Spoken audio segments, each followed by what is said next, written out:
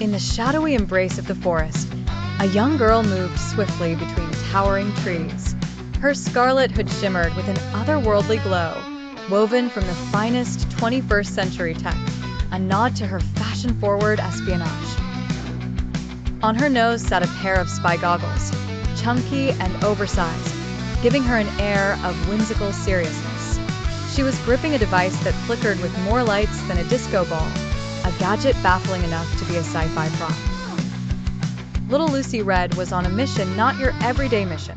The fate of Grandma's beloved cookie recipe rested in the hands of a cunning detective wolf more inclined to solve mysteries than devour suspects.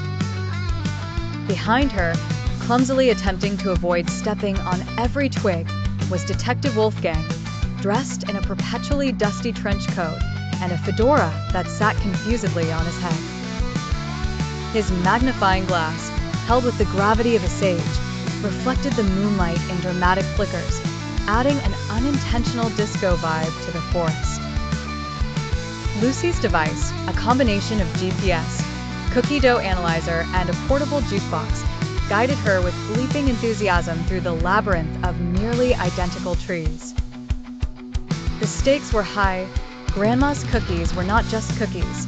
They were an institution, allegedly in danger of being stolen by the rogue confectioner known only as the Crumb.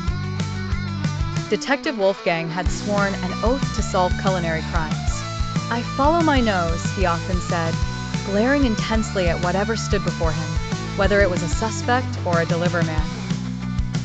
As the forest grew denser, Lucy found herself in a clearing so perfect, it could have been painted by a romanticist yearning for idealized nature. She paused, took a breath, and adjusted her goggles.